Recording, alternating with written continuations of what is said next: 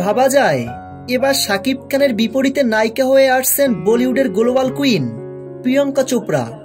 একটা সময় ডন সিনেমায় শাহরুখ খানের সঙ্গে মাত করেছিলেন যে নায়িকা, ঢাকার 90 দশকের আন্ডারওয়ার্ল্ড গল্পে শাকিব খানের পাশে। সিনেমাটির নাম once upon A time in Dhaka. প্রতিবেদন অনুযায়ী এই সিনেমায় শাকিব খানের নাম থাকছে কালা জাহাঙ্গীর।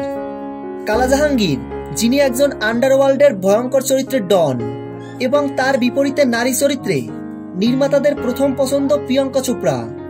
এমন গুঞ্জন এখন তুঙ্গে, সোশ্যাল মিডিয়ায় ঝড় তুলছে এই গুঞ্জনটি।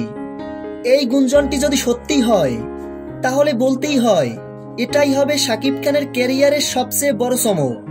অনেকেই বলছেন শাকিব খান ও প্রিয়াঙ্কার জুটি শুধু বাংলাদেশেই না, আন্তর্জাতিক বাজারে হইচই ফেলে দেবে। শুধু তাই নয়, ছবিটিতে কলকাতার জনপ্রিয় অভিনেত্রী মধুমিতা সরকারকেও দেখা যেতে পারে। তবে গুঞ্জন যদি সত্যি হয় তাহলে one upon A time in Dhaka এই সিনেমাটি ইতিহাস গড়বে, এটা শতভাগ নিশ্চিত।